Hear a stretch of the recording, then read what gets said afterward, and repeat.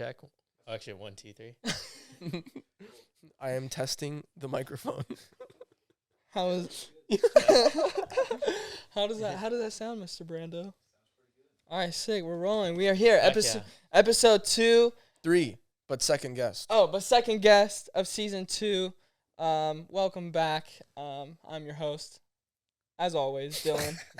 and I'm your other host, Mo. Yeah, and for our second guest, we have the amazing videographer, Mr. Jacob Ferru. Am I even saying that right? Thank you. Am I saying that right? Yeah, Ferru. Ferru? Well, my full last name is Ferrufino, but people just call me Ferru. Yeah. That's, I mean, as you can tell, that's the man himself. Films. Welcome to the podcast, bro. You are always on the list to come through. Another creative, monster, when it comes to videography. So welcome, bro. Dude, your edits are nuts. Oh, dude, I appreciate edits are that. nuts. Yeah, let's take it back from the very beginning. Where are you from? How did you get into this realm of video work? Yeah, so I grew up in Orange County. I bet. And pretty much have lived in California for my whole life. Yeah. I kind of got into videography back in high school. Like many other videographers, it's a bit cliche, but I was inspired by Sam Kolder. Of course. To get involved with the GOAT. videography. Yeah. And I don't know, I was just so inspired with the stuff that he was putting out back in 2015, 2016. Mm-hmm. Then when the whole travel space was just starting to spring up, and I thought it was just so amazing what he and a few other videographers were doing in the space. Yeah. And the fact that they were making a living off of it was just such a fascinating idea to me. Surreal. So I remember telling myself one day that I wanted to do that, and I had no idea how I was gonna work my way towards that goal, but I just one thing after the next. Yeah. How'd you discover Sam? That were you always into cameras, or were you always a creative head, or were you more in sports? How did that come about? Yeah, so I mean I've never I wouldn't say I've been into videography for my entire life. It kind of only sprang up because of him. But I did have some creative background. Okay. Just in the music space, because I did play the electric and upright bass. Oh, sick. In jazz band. I did that since 4th grade all the way up throughout all of high school. Yeah. I did enjoy other creative activities and creative clubs, but photography and videography weren't anything that popped up until I discovered Sam. Did you think music was going to kind of be your career, or were you hoping for that before? No, so I was actually on the the total right side of my brain for most of my childhood. I would always I was kind of one of those nerds back in high school, and I would study super hard, take all the hardest classes that I could take, strive to get straight A's, hang out with all the Asian kids on campus. And yeah, dude, I thought I was going to become an engineer and go to some sort of school Caltech, MIT or something like that. But yeah, when I started videography, it my brain flipped a switch. And it completely I just threw academics on the back burner. And I started prioritizing videos over any type of studying. Which only really happened during my last year of high school. But before that, I was total nerd. So you picked up a camera for the first time in your senior year? Junior year. Yeah. Wow. That's crazy. Do you remember the first video that you saw, probably of Sam, that clicked? Do you remember the first video? Yeah, it was in between two videos. His My Year 2016 video is his iconic piece that everyone kind of knows him for. Yeah. But it was really his Hawaii 2.0 video that I really resonated with, just because he was cliff jumping and road tripping throughout the entire states, just doing all these really high adrenaline, uncomfortable experiences that I had never even touched before, because like I said, I used to be kind of this introverted person who wouldn't really do things like cliff jumping. I'd just be studying in my room. So, that's too sketchy for us. No. Yeah. So I don't know, his whole lifestyle was really fascinating to me, because it was the total opposite of like who I was at the moment. So just the opposite, like attracted, basically, like you just wanted to live that lifestyle. Yeah, like, exactly. Gotcha. Like growing up, then, how were your parents like growing up? Like when you made that switch, like to like full academic and then like to the creative side, because we always talk about it. We've had that struggle too. Like how was that transition? Yeah, I mean, it was definitely a bit rough at first. Yeah. I mean, I'm really lucky to have parents who are pretty much supportive of anything that I do. That's dope. But still, it was kind of like this expectation because my parents knew I was really good in the academic side. Like I was performing really well in my grades. I was participating in all these clubs and activities. Yeah. And so the thought of like me becoming an engineer was like already implanted in their head for a long time. And then to, you know, switch it up pretty much like at the last minute when like I'm deciding to like where I want to go to college was like a pretty big like shock for them. And big step, like just everything in general. Yeah. And it was also like really early on in my career when I hadn't really had the portfolio that I had now. So it's like, oh, is this only something that he's going to be enjoying? Like just like, as a hobby? It's like a phase. Yeah. Maybe it's just like a phase of his. And then it's going to filter out and then he's going to realize that he's like, I don't know. It's too late. Yeah, exactly. Yeah. How'd you not get into that mindset?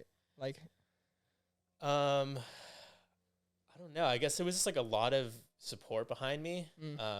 When I was making videos in high school, a lot of the kids on campus were very supportive of what I did, even like the staff members. And then also like the family members of a lot of the students started to like, because like all their all like my friends on campus would share with their parents, and it would just kind of be like a ripple effect. And so sooner or later, like I found like just hearing so many people like really believe in me was kind of like, okay, maybe I do have something for this. If so many people see talent and potential in me, then maybe I do have a chance and shot of like making this actually work out. In the end. Definitely, that always helps. When you first got into videography, was like, I know Sam Kolder was the reason, but was like narrative work ever interesting to you? Like, did you ever want to make shorts or films or? No, not really. It was mainly like those. It was those more traveling kind of like the videos, loose, like experimental type films. Where you kind of just do whatever you want. I'd say recently, like narrative and like longer form content has taken. I've taken interest in it a little bit, but before it was pretty much just like the Instagram lifestyle. What were the first kinds of videos you were making? The first video that I ever made was a video for my school's homecoming dance. So that was kind of like my first initial niche was just like, I guess it could be considered the concert niche, but just like on a much smaller scale because it's just like my high school dances. It was like homecoming and winter formal and prom. But then as I started gaining like a reputation on my high school campus, I started doing stuff for my school sports. I joined my my news program, like my video production program on campus, and started doing like pretty much everything, everything that you can imagine that could be filmed. I was just like the go-to guy. Literally hands-on. So were you like more that YouTube university too, like got all your knowledge from film like on YouTube, or wasn't there a film program at your school? I think Lucy, because you went to La Salle, right? The OG OSHA. OG OSHA. And then backstory too, I met you through Luciano, our previous guest who I've worked with filming wise, and he does all the high school stuff, and that's how we met. Like, is that like how you got into it? Like, no, it was. I mean, like I was in my video production program, but it was more because I wanted like more time to edit and like have time to just practice my own skills in that work setting. But most of the lessons I was taking were straight from YouTube. I just like video production was just an excuse for me to like, you know, not be in class. And just be hands on with the camera. Exactly. What was your first camera? It was a Canon Rebel T5. T5? Yeah. Okay. Really, isn't that what you guys were saying last? I think I think Oscar had the T5. I had the T3i. Was my first camera. Okay, yeah. It's always every videographer, at least the first camera is a Canon. Like, so funny. Canon Rebel T6i back over there. But what was because when you were in high school, you were making videos for the high school, obviously probably for free. Yeah. When was your first paid gig? Yeah, dude. I don't know. It was crazy because high school was like, it was a period of my life where it was more really about just like the passion. Yeah, of course, definitely. And like I didn't have to worry about making money because I was still a student, and I was just kind of just trying to build up my skills, and I just had this genuine passion and love for making videos. 100.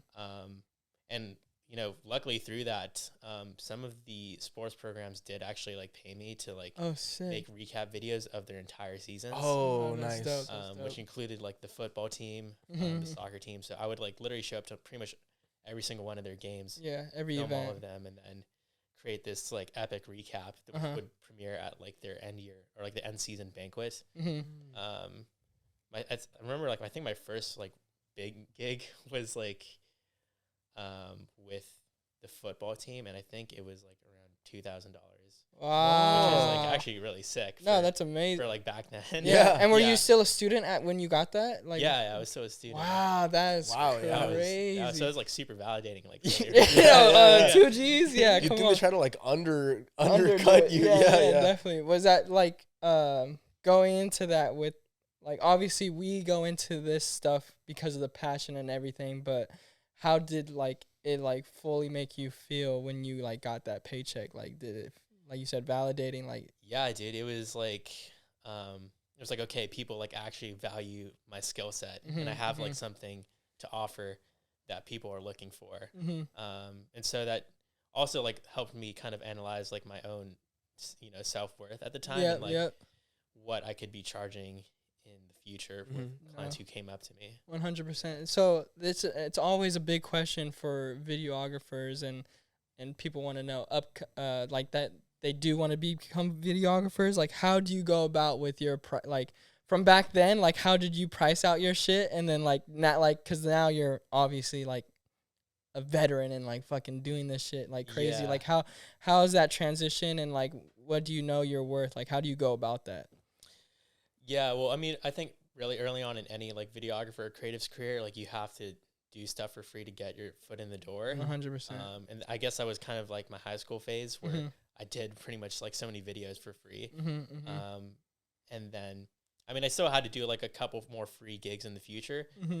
Whenever like you enter like a new space, because it was like high school and then social media and restaurant promos, concerts. Like you kind of have to like get your foot into like all these doors separately. Yeah. And then build your portfolio up over time. And then once you get past that stage of like building up a portfolio, then like the clients will start reaching out to you. But yeah, when I was first starting out, I kind of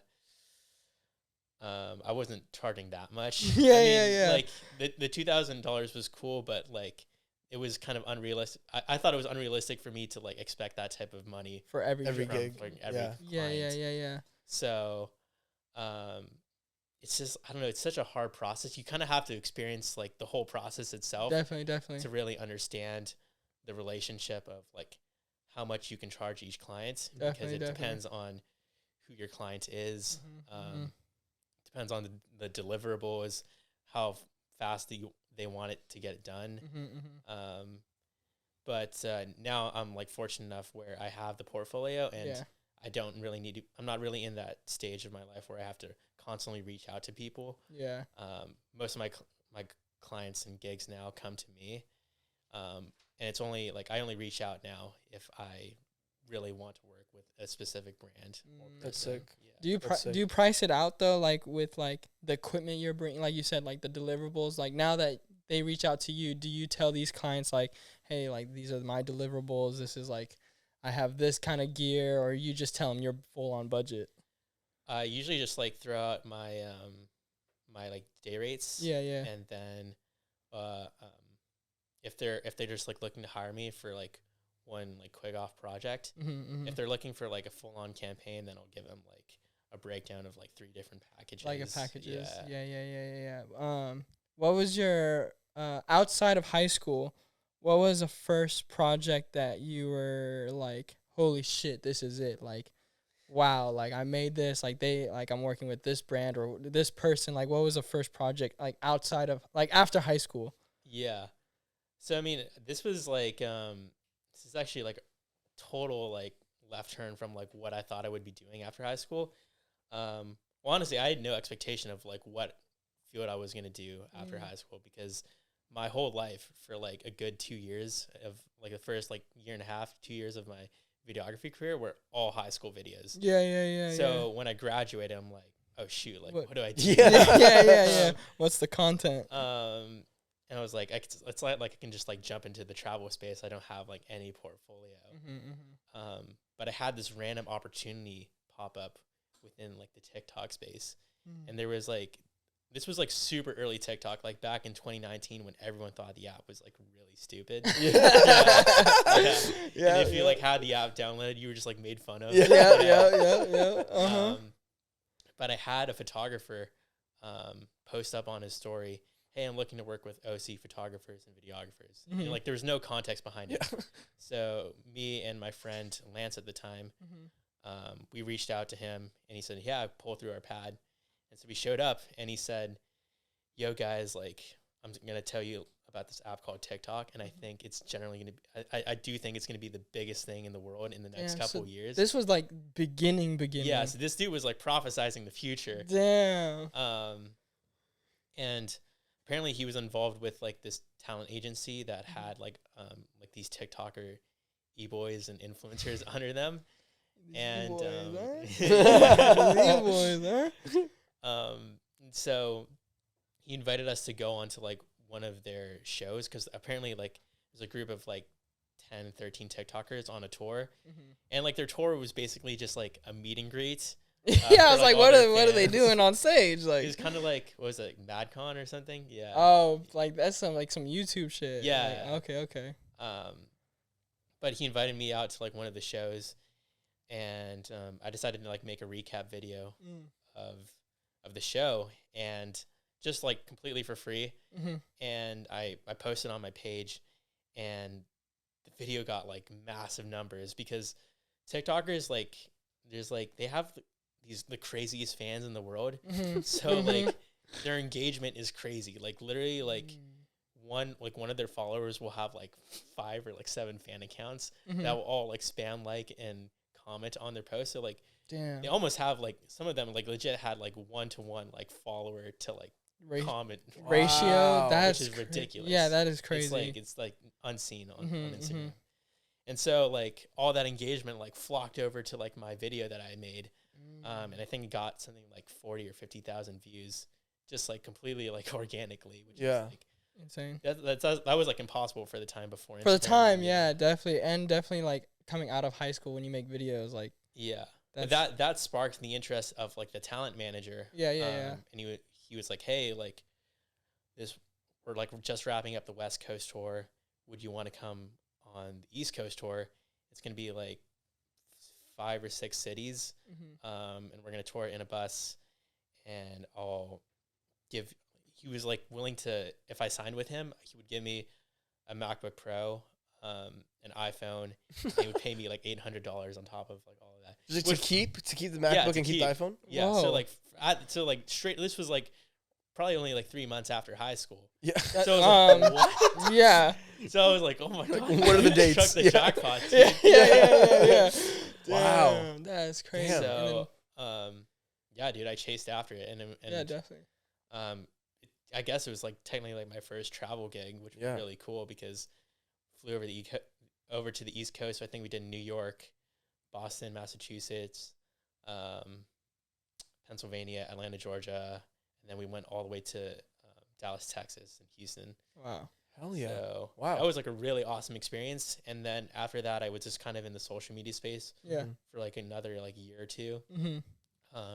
Because that just helped, that tour just like helped me bond with some of the people who are like now actually some of like the biggest TikTokers in the space. And so because of that, I was like bouncing through like all these different content houses, Hype House. Yeah. You're going through all that, all those house. All of them. And so that was kind of like really big for me, because like like I said, I had no clue what I was going to do after high school. Yeah. And that just kind of like fell onto me, which was like kind of like stars aligning almost. Definitely. How'd you get out of that space? Because some people say that shit is like the mafia. Like, Yeah, the yeah. social I mean, media gang is like crazy. I mean, to be honest, looking back at it, it really, it was only enjoyable for like the first, I guess, like couple months. But I quickly realized that like most of the content I was doing was just like taking portrait photos of like these TikTokers and influencers. Yeah. And I was getting like massive like amounts of like engagement and followers from all the content that I was posting. Yeah. Like I think over the course of that tour, I jumped from like 2,000 followers up to like 25,000 over like 2 weeks, which is nuts. That is crazy. But over time, I kind of realized that those types of followers and that type of engagement wasn't the followers I wanted. Yeah, the it engagement wasn't exactly you what I wanted. wanted. Yeah. Because most of these people were only following me because I was like posting content of their favorite Yeah. TikTokers. They weren't actually like following me for my work. And it showed because whenever I posted something that wasn't TikTok related, like a cool, like, I don't know, video of me and my friends doing something cool, like it would just totally flop compared to all of that. And like on top of that, like in that space, a lot of these TikTokers just expect free photos in exchange for a shout out, which like at a certain point, like that just like meant nothing to me. Yeah, exactly, bro. When I was like actually trying to like make a career out of this. No, 100%. And then on top of that, you have like a lot of fake people in the space as well, because I mean Los Angeles is kind of like known for having like a reputation. But specifically within this like influencer space, like you amplify it to like times 100. Amplify you like found the core. Damn. I will say there are like some actually genuine people within for the sure, industry, and those are kind of the ones that I stuck around with when I was in this space. But over time, it was just like really like I was getting burnt out from just like having to deal with so many of these really like poorly managed situations. Honestly, it felt like high school 2.0 with all the TikTokers. A lot of them are in high school. Were in high school at the time. Yeah. So I mean, like there was constant drama going on. Yeah. And so I was like, man, this is like so far from like what I want to be actually doing, which is like being in the travel space. 100%. So I was like, shoot, how do I like, what can I do to like transition out? I was going to say, like, how did you not stay stuck in that world? Like, because I'm assuming there's our videographers like are in that world but don't want to be, but they just know it's like secure, like secure jobs. Like, how did you like get out of it, like mentally? Yeah, I mean, it was a really unique situation. I honestly think the biggest factor was the pandemic hitting. And while it was like a really messy period for everyone, I do also think it gave a lot of people time to reassess their lives and what goals they wanted to, they actually wanted to do now that they were pretty much removed from their job.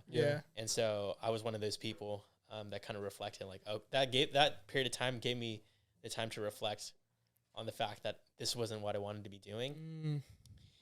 And because of the pandemic, there was like this really like golden opportunity that I took advantage of, and it was editing contests. Because I remember seeing those. People like a lot of the bigger creators within the travel space started hosting editing contests as a way to bring together the community. And because a lot of people couldn't go out and travel, people like had access to these contests, which like these bigger creators would give them all their footage. And it basically gave people something to do while they were at home. Definitely. Some homework. I since I wasn't even pretty much doing anything in the TikTok space because everyone was back home, I decided to participate in one of the contests. Nice. This was a contest hosted by Zach Moxley, who's like kind of a relatively big person within the space. He's more like OG, but he hosted a contest, and I decided to participate in it. And I ended up coming out second place out of like 600 people, which was for your first one. Which was nuts. Like, so I mean, that was like another point of like validation in my career, because I guess I'm doing something right. I mean, before that, I didn't really know. Also, like my talent level. Like I knew like people enjoyed my work. But like putting myself against other creators. I mean, I know it's all subjective at the end of the day, but still like. there has to you have can gauge yourself. gauge Yeah. yourself, and there has to be talent in there no matter what. Like, Yeah, exactly.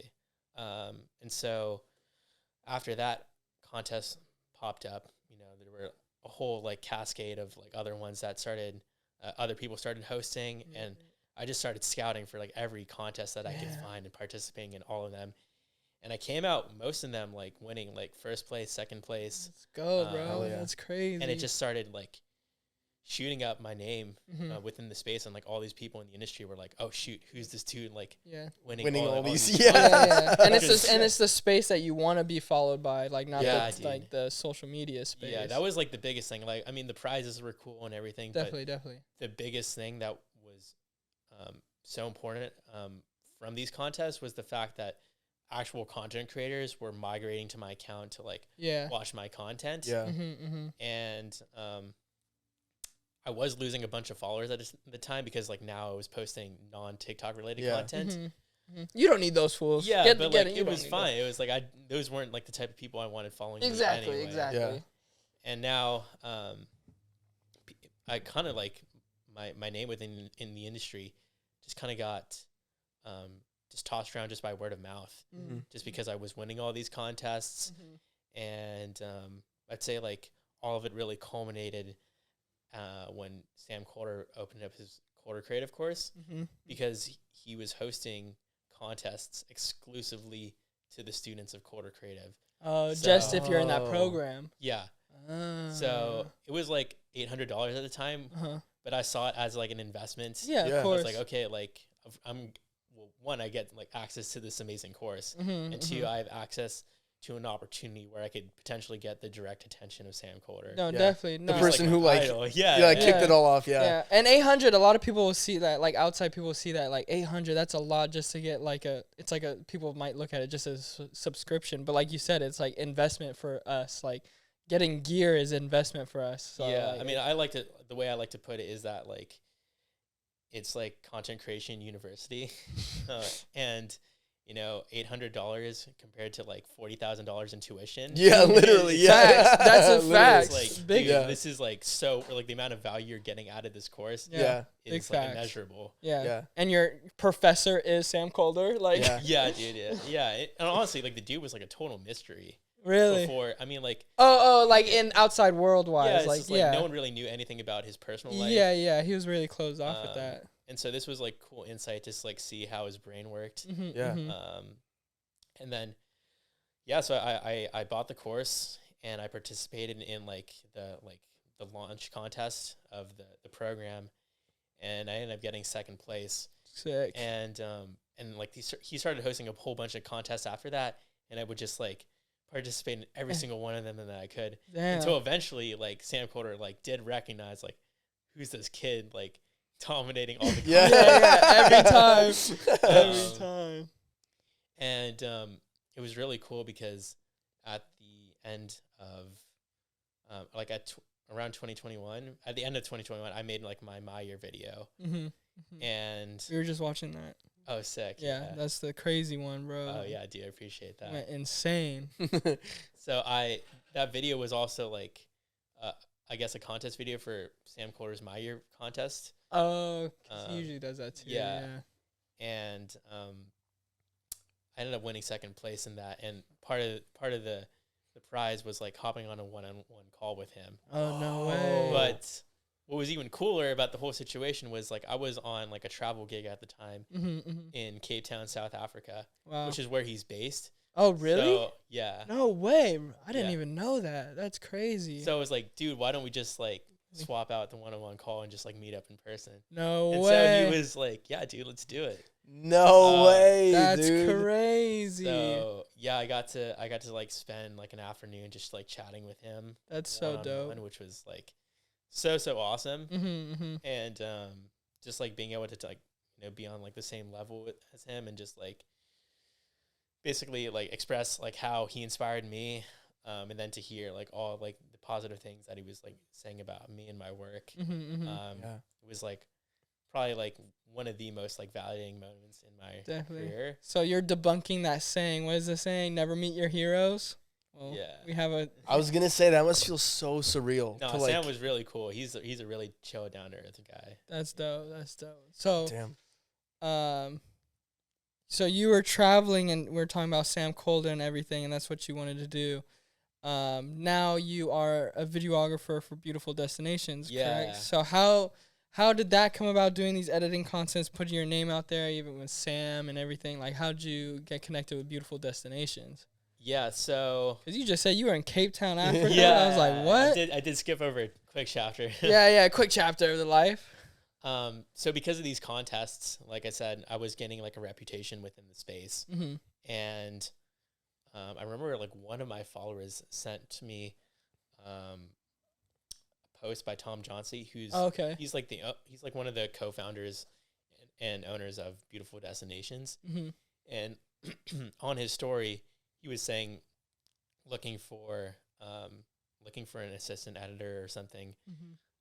We just like opened up a position at Beautiful Destinations, and it was like one of those like Instagram stories where you can like type in an answer. Oh, got it. Reply to like what he said. Yeah. And so I typed in, "If you're looking for an editor, I'm your guy." Oh.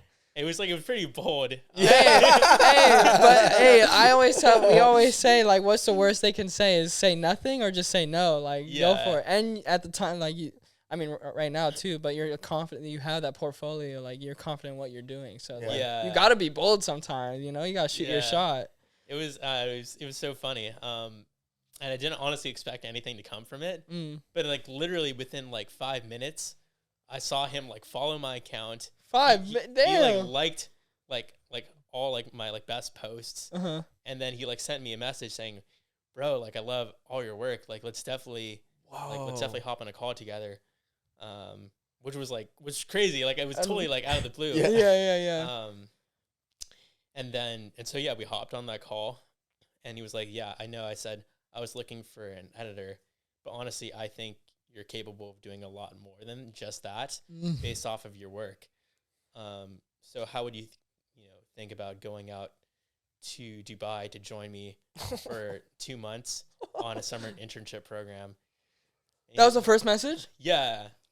Nuts. Ridiculous. I was like, what's happening? What's your reaction to that? Because it's like the first message. That's amazing. That's crazy. And he said the reason, like the one post that really kind of like,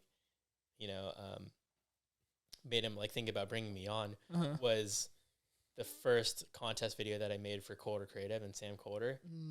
So he was like, that video was like what really made me consider you for this internship. Oh, wow. Damn. So like it was kind of like a cascade of things. So like pandemic, and then the first editing contest, and then more editing contests, and then Kolder Creative. Yeah. And because all of that kind of culminated together, that's kind of what like led up to the moment of like this dude discovering my work and really like finding potential in me, which was so nuts, man. Dude, the perfect storyline. Literally. The perfect storyline. That just shows like what hard work and dedication really does. That's true. Yeah. Yeah, dude. And it's crazy because like I also like even like to this day I never know like what's going to be next. And I think that can be scary for like a lot of creators, like not knowing if you're going to have like enough money to like make it through the next month. Definitely. Or like back in my situation, it was like, I don't know if this is going to be successful enough for me to like actually pursue. And maybe I just like have to go back into like some sort of engineering degree. But everything just kind of worked out, and it just was because of, hard work and dedication, just taking every opportunity that I could, take to improve myself and put myself in the right place. Definitely. I know when you said you were working in the TikTok verse, you were feeling burnt out, but have you ever felt burnt out, or like, did it ever start feeling like work on stuff that you enjoyed doing? If that makes sense? Yeah, I mean, even like, so like now that I'm like completely like immersed in the travel space, and that's kind of like the place that I'm focusing on now, there are times where I do feel burnt out. Yeah. And it's because Tom, my boss, he's a very like energetic, he's like a workaholic. And he can work for like hours and hours on end. And like on top of that, he'll like go to the gym, like work out Yeah, how you got time for that, bro? Like, I can't. Like dealing with emails and producing. He'd be dealing with like legit like 8 things at one time. Crazy. And his mind just like works different, and his body is just like literally built different. He's just not even human at this point. And I mean, a lot of people in the industry like can't keep up with that. Yeah, definitely. And I know like people like when they go on jobs with Tom, like it's really easy to like get burnt out or like flustered because like he's just like go overwhelmed. Yeah. And so how'd you keep up? I don't know. I just like he did tell me like out of like all the creators that he's worked with that like I'm the one who's been able to stick it out the longest. Nice. Which was cool to hear. But I don't know. I guess that's like something that's kind of like been ingrained in me since I was young. It's just like to like never really give up and just to, you know, keep on pushing and see it through, because at the end of the day, it'll all pay off. Definitely. And so even like when I am in like really like tough situations where I'm like feeling overwhelmed with like all the work that he's like putting on me, like I've noticed like every time like I'm in one of those situations, I always end up finishing it on time. I always end up like, everything ends up working out. So it's like I know like I like in the moment things can seem like it's gonna be like all over the place and things are gonna like you're not gonna be able to get it done in time, but everything always ends up working out, you know, so don't put so much of a pressure on yourself. Stress. And that's kind of like what helped me like calm myself throughout most of like these really intense gigs that I was on with him this past year. And literally like the most intense one was like was at the end of 2022 when I went on a trip for the World Cup. Oh wow. Which was like insane. Probably. Yeah, it was insane. I mean, dude, so it was like 18 different countries. Over the course of 3 months. That's insane. Sorry, it looks like I'm trying to sneeze. I'm not trying to. I'm like. All right, sorry. Go on with the story. Oh, good, bro. And so, what was I saying? 18 countries, 3 months. Oh yeah, 18 countries, 3 months. And over the course of those 3 months, I had to deliver like one massive hero video. I had to make 30 Instagram reels, and on top of that, I was trying to like keep on top of like my own personal stories, like keeping everyone up to date on what I was doing. Definitely. And then, of course, like all the flights, the change in time zones. Ooh, yeah. The lack of sleep. That's nuts. Like, that's nuts. I would just like wake up for like sunrise for like a couple of these destinations to get the content when there's no one there. And then throwing myself into like a crazy like World Cup environment with everyone. I saw those 360 videos. You were in the crowd. Dude. Like that was insane. You get any sleep? How many hours of sleep you got that whole trip? Yeah, dude, not. You can't even count. It's so many different time zones. It's just like it's like negative time. Negative time, sleep, negative 0. Dude, it was so exhausting. I mean, you can imagine like how much like work that was. And I guess like in a way I did kind of like creatively burn out just from like churning out that much content. And just like being fast paced on the go for like, legit 3 months straight. I didn't end up coming back home for Christmas, and I just like crashed really hard. Just like didn't do anything. I was gonna say I can't imagine like getting back home after like something like that. How do you just keep, how do you keep yourself sane? Days. Dude, I was traveling with Ty, and I didn't like for 4 days. I only slept like maybe like 20 hours those 4 days, and I was like, how like that's just 4 days, bro. Like I was like, how did you do that like all that time? Like honestly, I think it was like one, just like the excitement of like being in the World Cup and like knowing all these like I was gonna be visiting all these countries that I'd never been to before. And like every country was a completely like new experience. I think that was like really exciting. And then also going to these countries during the World Cup where the ambiance is just like at an all-time high because everyone's just in a good mood. Everyone's really excited to watch these games. Really just made the experience so enjoyable. And also like Tom is like my boss. Tom is kind of like the guy who he like treats his body like a temple. Works out really whenever he can, eats really clean, eats really healthy, and because he only eats like high quality stuff, we ended up eating like a lot of high quality meals. Yeah.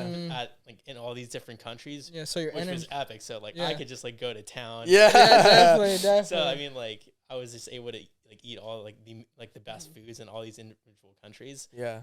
So like that was like always something I was like looking forward to every single day. Yeah. Did you notice a difference like eating clean and eating right with it? Like, I mean, I don't know how you eat normally. I eat like trash. Well, you probably having like all like cuisines, right? Like the Yeah. cuisine of the country you were in. Yeah. But I can tell for me, like when I'm eating better and like healthier, obviously that your energy's up. Yeah. Because I eat shitty sometimes. Yeah. So I don't know how, if you like, is there like, Dude, did honestly, you feel the difference? Yeah.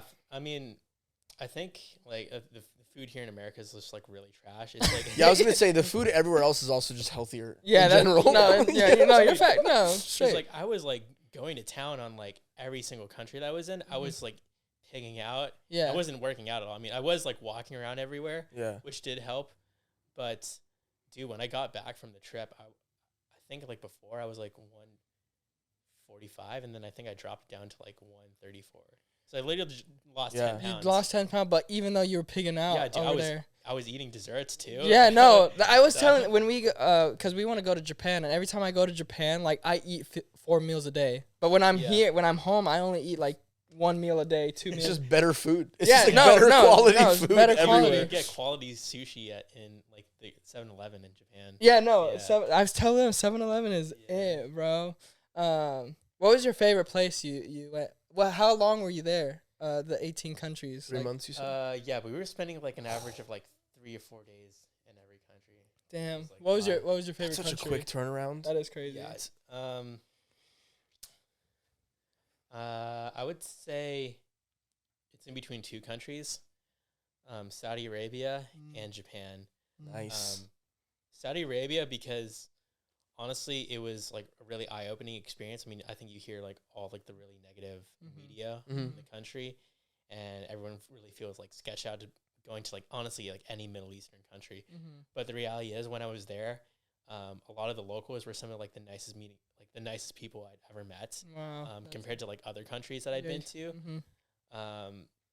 They were just like super respectful, very hospitable people. I mean, hospitality is like a big part of their culture. But yeah, everyone was just like super kind, super welcoming. That's dope. And on top of that, they had some pretty crazy landscapes that I didn't even know Yes. Saudi Arabia had. Yeah. I went to this one part of Saudi. I can't remember the name. It's like some obscure name. But they had mountains that literally looked like the ones from like Hawaii. It's like huge like mountains, like all green. It's like you would expect Saudi Arabia to be like desert. Yeah. But like this was and just like flat. Yeah, like, yeah, this was total opposite. Yeah. Interesting. what I was It was expecting. like paradise. Yeah, it was beautiful. Damn, that's Um, crazy. What's the country with the rudest people you met? Dude, I don't know about definitely France. Really? Yeah. They were just like cutthroat. I mean, like they do have a reputation for being rude, yeah. and I thought it was just like people were over exaggerating, but I did have like a bunch of like really just like messed up situations Really? in France. Just like people just completely like ignoring me when I'm like asking them a question. People who like should be there like not just like a random person on the street, but like who's actual, working like a like, place. hotel Yeah. managers and stuff. It's just like it was ridiculous. Damn, that is crazy. Just ignoring you. That's funny. See, I experienced that I went to New York for the first time, and they're not rude. They're just really New York people are just cutthroat. And they just Dude, they're just real. They're just real, and like they just move different. I had that experience in New York, and I thought the same too. I like people were exaggerating it, but like Yeah. New York was like, wow, y'all move different out here. That's crazy. All right. Funny. So with those beautiful destinations, like, and you say you don't really know what's next, but like, what's like a future goal? Like, you have any projects in the works right now, or are you traveling? Because you've been traveling a lot. You finally got you in town. Yeah, I know. Like, where are you going next? Yeah, dude. I've honestly been kind of like really reflecting on what I want to achieve this year. Nice. Especially because I'm kind of in a weird situation because, like I said, for the longest time, my dream was to be a travel content creator, and I pretty much did achieve that last year. I think over the course of the whole year, I did 18 countries, and I had no clue that I was going to do any of that Yeah. at the beginning of 2022. Mm-hmm. And so now that I kind of am living like the dream that I, had been chasing after for so long, it's like, oh shoot, like what's next? Yeah. Mm-hmm. But over the course of January, I've been like able to kind of realize that I don't necessarily need to have like a next big goal anytime soon. I can kind of just go with the flow. Yeah. Enjoy traveling more. Live the dream. And doing the things that I want to do. And then over time, like that next big goal will fall into my lap naturally. Yeah. Just kind of like how everything's worked out, like from high school with like the whole TikTok industry kind of like falling into my lap. And then from there, the travel industry. And so I do believe everything's going to work out in the end. Definitely. And like everything happens for a reason.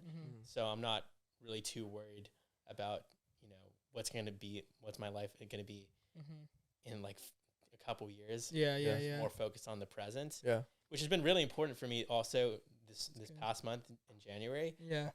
I've completely like detached myself from like any type of content creation. I think I maybe did like one gig just to feel like I was productive. Yeah. But for the most part, I was like just like watching like movies and TV shows, like catching up on like Marvel and Disney. Yeah. Star Wars. Nice.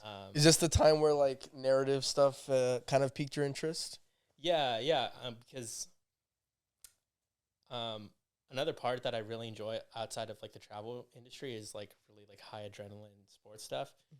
So like snowboarding, surfing, motocross, skydiving, like any of those activities, like also I take an interest in. And also another like interest that I've really taken interest in is mountaineering and rock climbing. Wow. Interesting. And it spiked because like my interest spiked in that when I watched a documentary called 14 Peaks on Netflix. Oh, I've heard of it. Which I don't know if you guys seen, but it's this guy named Nims Persia, who's this Nepalese climber, and he climbs the 14 tallest mountains in the world. Damn. Over the course of like 7 months. When like the previous record, sorry if I get this wrong, but I think it was like 12 or 13 years to get it done. So like, yeah, it's nuts. That's crazy. And he's trying to do it in 7 months. Well, he did do or it. he did do it in 7 months. That's crazy. Which was, I mean, like that's just crazy to even think about. But that, like, after that, I started watching a whole bunch of videos on rock climbing, mountaineering. I don't know if you know Free Solo. I was gonna bring up. That's the only movie I've seen that like involves like rock climbing. Like. Yeah, Free Solo. Free Solo is insane. And I think it's just like so fascinating that cinematographers and directors like Jimmy Chin are able to like capture these moments and like make you feel like you're in there with the rock climber. Yeah. And he's doing some crazy shit too, just as like he's on the edge of the cliff too. Yeah, like, he's in there. He's climbing and like filming at the same time. He's like the Tom Cruise of videographers. Right? Yeah. He's like the Tom Cruise of videographers. And I don't know, that's just like what they're able to do and like, basically pushing yourself to the limits creatively and physically is something I want to do in the future. So you're an adrenaline junkie. That's what you are. You're a little bit. You're adrenaline. Because I want to go back. Aren't you licensed freediver too now, or like skydiving? Yeah, I have my license in both. Yeah. Whoa. Yeah. I remember back. Maybe I'm actually going to be going skydiving tomorrow. Really? Yeah. Where at? Skydive Paris. Okay, Paris. It's gonna be like the first time I've gone in like 6 months though. Yeah, no, I remember watching you. Me and Luce would always watch your stories, and like you're going out like consistently, and like you were just grinding it out, getting your license. So, like that was something I did during the pandemic too. Yeah, that was like one of the gigs. Was like I had so much like free time on my hand. I'm like, what's like something I really want to do? Yeah, what skydive? Yeah, like what motivates you to like take? Because everyone will talk the talk, like, I want to go skydiving, I want to do this, but, like, you actually did it. Like, how do you, like, take the first step? Like, how do you motivate yourself to do it? Or that's just how you were raised, like, just do it? I don't know. It's weird because, like, I am a relatively introverted individual. Yeah. And so, like, you'd think that I would kind of be, like, more, like, closed off from, like, doing activities like experiences and shit. But like I said, I think when I watched like Sam Kolder's video from a while back, that sparked not only my interest in videography, but my interest in just trying out new things, putting myself in uncomfortable situations and doing things that I never thought I would do before. And I've just like continued to like build that mindset by, you know, it's baby steps. You don't like, I mean, you can go straight to skydiving, but you can like just start doing like normal things in your day-to-day life. Yeah. That you might not find comfort in. These like simple things like going to the gym every day. Yeah, I was about to say, doing like a small activity that you've been wanting to do for a while and you've just been putting it off and just doing that. Yeah. And then like over time you'll realize that you have the ability in yourself to overcome really anything that you want. You just have to like, you know, take that first step. And with skydiving, I mean, when you get your license, like literally the first jump you ever do is like on your own. You're not strapped to anyone. Yeah. I mean, there are like people like holding on to you, but like literally like once you throw out your parachute, like it's all up to you to like land safely on your own. You're responsible for your own death. So, you know, you can imagine how scary of a situation that is. But, you know, if you put yourself through it and, you know, you come out fine, you'll realize like, dude, I can do anything. I want to go back to the, like you were grinding, you did skydiving, now you want to do mountain climbing. Like, I remember watching, like recently too, you said, like posted on your story, like, oh, I'm gonna be locked in my room for like 15 hours. Like, what do you do outside of work? Like, what is your like go-to thing when you feel like it's work, or like, cause you're always like go mode. Is it like skydiving and all that? Or you said you started watching movies. Like, what is the thing that you go to? Like, so like, that's like when my introverted part of myself like really shines, is because like I'm okay with like being on my own for like, days on end. Like maybe it's just like I only see like my family and like that's it, just because I'm like in the house with them. But yeah, dude, I can just like lay down for a couple days and just like binge watch Netflix. And then if I want to go out and do things like, I'm really into surfing. I want this past month I took up snowboarding for the first time. So that was really cool. I'm learning how to play the drums. Damn. So that's another thing. Snowboarding, drums, skydiving, mountain climbing, videography. This guy is going crazy. Damn, dude. What's your besides video work, obviously, what's your favorite thing like you've picked up? I don't know, it's difficult to say because like I have like all these different activities and like all these different activities bring out like a different part of me. Like skydiving is like, of course, like peak like adrenaline. But then you have like drums, and I also know how to play like I said, like the bass. Like I played in a guitar jazz band. So like that also brings out like a different side of my creative brain that doesn't necessarily tie into like content creation. And then sometimes I don't even feel like going out at all. So then I'll have like those periods where I just like binge watch shows and movies. What's the most recent thing you watched, binge watch or movie wise? So I've been catching up on like Marvel and Star Wars. So I watched. I had to push through She-Hulk, which is like wow, you watched it? Yeah. Wow. But I just wanted to like be up to date with the whole universe. I feel you. But it was like it wasn't that bad. I think like the first episode was kind of trash, but it kind of like builds up over time. Yeah, I unfortunately watched the Daredevil episodes. Yeah, sick. That's pretty much. I had to stop. I had to stop after episode 3. Episode 3 is when This trainer. No. Megan Thee Stallion. Yeah, I was like, dude, I gotta stop.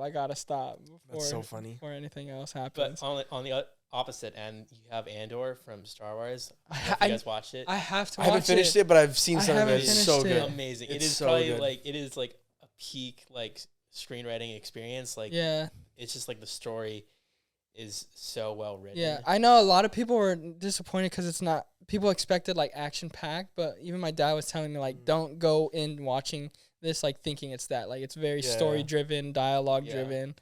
Like it it's more about the story, and it will pay off at the end of like every act, and then also like the final act at the end. It's like this huge build up, and like by the end, like you actually feel like you're like part of the movie, and like, you want to like rebel against the Empire. Like, dang, I'm ready to like fight some people. No, definitely. Yeah. Damn, Avengers, She-Hulk. What's after She-Hulk in the storyline, Mr. Marvel guy? Yeah, Doctor Strange. Oh, Moon Knight. No, that was before She-Hulk. Miss Marvel. Oh, Miss Marvel. Miss Marvel. Are we talking about shows? No, or just the Marvel universe. Like the timeline wise. Doctor Strange. So you got a little catching up to do. We got Ant-Man coming. We're going to the premiere on that midnight. Oh, sick, dude. So we'll see what happens. What's the biggest advice that you received maybe from Sam when you had that meeting, or like just in general? And then what's the biggest advice you can tell upcoming videographers? Yeah, so I'm actually in the process of making my next like year recap video, which I'm probably gonna go live with that towards like the end of February. But by the time this is out, nope. Oh, by the time it won't be out yet though. Yeah, he said February. No, I know This episode won't be out yet. Is what I'm saying. This episode. Yeah. But his video will have been out. Yeah. That's what I mean. Okay, yeah. We're back. We're back in the science. No, I just mean your video will have been out for a month already. Yeah. So go watch it. But right now, go watch it. Yeah. But yeah, so my last year recap video was like very like visual heavy, and like a lot of people like really admired like the editing and like the pacing and the sound design that went into it. Yeah, insane. But I personally like watching it back, I felt like the message kind of got lost in all those like all like the craziness of my edits. The cuts. So I wanted to take a different approach for this video and make it more focused on the message, story, Nice. And dial down the other elements just a bit. People will still be able to like appreciate the editing that I put into it. For sure. But more focused on the message. And so I spent like a good week writing writing the voiceover for this video, and it revolves around a couple core ideas. The first one being that you are not what you accomplish, and basically the fact that you don't need to put all this pressure on yourself that you need to like continually do more and more, and you honestly have like nothing that you need to prove to anybody. Like the only person that you should be considered with like, you know, satisfying is yourself. And like to an extent, like don't be like completely selfish. Like of course, like give time to the people that matter in your life. And then the other message is about finding community, because I feel like so many people get focused on the grind and don't really focus on the aspect of like, you know, going through the grind and going through the process with other people. Yeah.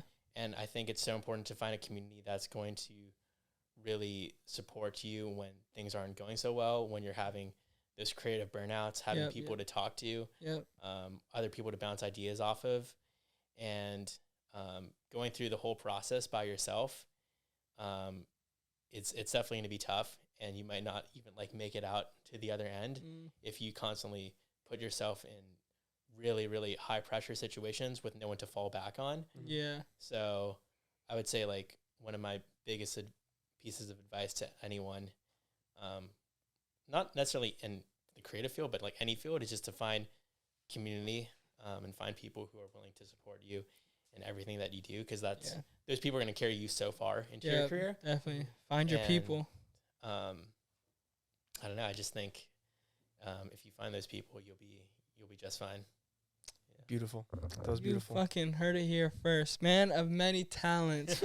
Man that grinds. Man. I found your next goal, by the way. It's just to try as many new things as possible. Dude, he's been doing that. That's what I mean. That's what I mean. He's been doing that, bro. That's crazy. I'm gonna call you guys back in like 10 years and be like, guys, I climbed Everest. Yeah. And You're gonna call us from Everest. Be like, I did it. I'm here. Dude, you know what I'm gonna say? I'm gonna be not surprised. Yeah. Not surprised, my man. Oh, that's Damn, funny. that would be crazy. Well, thank you again for coming Thanks on. so much we for had coming we on, had to man. figure out question of the Oh, day. I got you. You know, I got you. we have these Of course. abnormally weird, just not normal questions for you. We ask every guest. Sweet. Um, Let's go. Yeah, these are just weird questions. It's gonna be a would you rather. Would you Okay. rather? Be honest and it's about Dude, I to- love these questions. Like growing up, I would ask like the stupidest like what if questions. Yeah. Growing up, to, like my parents and my friends are like, dude, what's even like going on in your mind? Yeah. All right, I got a good one for you. Would you rather fight 1,000 ant-sized bulls or one bull-sized ant? Whoa, that's interesting. I have my answer. Okay, I gotta figure out. Yeah, he goes I first. feel like 1,000 bull-sized ants because like ants are really small. You could just like step on like half of them at once. But they're the size of a bull. They're size of a bull. No, Wait. I thought No, one. what happened? One huge ant, one ant the size of a bull, Yeah. or 1,000 bulls the size of ants. Oh, bulls. So they're Yeah. bulls. Yeah. They're bulls. Yeah. How much? I see what you're saying. Yeah, I but see like what you're they honestly couldn't really do like any damage. yeah. Mm. So Let's like- make it 10,000. Let's make it 10,000 because a well, thousand. no, because hear me out, right? Okay, I'm gonna throw. here's his logic. I'm gonna throw What logic into it. Okay, I'm gonna throw logic. There's into not supposed to be any logic it. No, in but these questions. okay. So if it's 1,000 Bulls, bull-sized, sized ants. no. Yeah. So you're throwing me off. No, it's one bull-sized ant Yeah. or 1,000 Sen- ant-sized bulls. Yeah. Okay, so if it's just the size that's changing, bulls are pretty strong. Oh, so you're saying So they if have the it's- same power? So if it's Oh. Yeah, right? Dude, that Ca- changes things. yeah, that's what I'm saying. That's what I'm saying. You're saying like it's like Ant-Man. Like he still has the same amount of power. It's still a Okay. bull. It's just the size of an ant. okay. So Right? if the bull, all right, Dude, here. that's ridiculous. Yeah, Like, because then I could just walk up to the huge ant and just go, and it would. okay. That changes. Yeah. All right, we're going logic. So you're with saying this. like if like one of those tiny bulls like hit you and like hit your foot, you would go flying. Right, or like your leg would just like fly off your body, right? Like however a bull would actually hit you. Okay, that'd be scary, dude. Yeah, a Because then you thousand wouldn't of be them. able to see where they're coming from. Yeah, you could probably still step on them, but like if one of them gets you, Yeah, but if what? one of- But it's 1,000, so they'd be so strong that your foot barely they're like lifting your foot instead of you Bro, your crushing foot it. would probably like explode. yeah, maybe they can't be that strong. Maybe it can't. But then like the ant would also be like kind of scary because like Yeah, you know their pincers just that's like, what I'm Yeah. they'll saying. just It would like be- snip you in half. I don't like insects in general. Yeah, same. I hate bugs. And I'm one of those dudes that if I see a spider, no matter what size, yo, Dad, you killing it. Yeah, So yeah. I'd rather have those ant-sized Bulls. bulls instead of seeing a gigantic That's ant, fair. because fair. I just don't like insects. That's fair. Yeah. I'd Okay, I'd so probably go with the bull size ant. bull-sized actually, ants. yeah. The bull-sized ants. Yep. Yeah. The bull-sized ants. There you have it. Dude, maybe I could just like hop on the back of the ant and like make it I'd become its master. Anthony, Oh, Yeah, like from Ant-Man. Yeah. Perfect. Anthony, bro. That's perfect. funny. Well, thank you again for coming Yeah, on, thanks for bro. bro. coming Thanks down, so much bro. for having me. Dude, it was so dope. Another story too. I haven't seen you in after you graduated high school because Yeah, dude, we were it's wild. we were working with Lucy, but then you start traveling Yeah, I and think then like the last thing we did was like something for Milliken. yeah, I think it was like their formal dance. Yeah, but that was like years ago. like 4 years ago. yeah, it's wild. That's insane. But like, I did do that dance video for you, but I never saw you. oh, you're right. But I mean, this is what happens. We still connect on a daily basis. Like I hit you up when you have some dope shit. You hit me up too. Yeah, So you creators stay with each other for the long run. no, definitely. Yeah. So I appreciate you always hitting me up, and you were always in mind to come through. So again, Mr. Jacob, Drew, Yeah, His thank you. tag his is right tag, there. You his can tags see it. are right here. For Check it Spotify out. people, though, if you want to say it Yeah, out where loud. where can they find you for people that are just listening? Where they can Yeah, I mean, you can honestly, it's like at Ferru Films on pretty much every platform. So Oh, yeah. it'd be super easy to find me. There it is. yeah. You heard it here first, and then we'll see you guys next week. I forgot our And guest. as always, like, Oh yeah.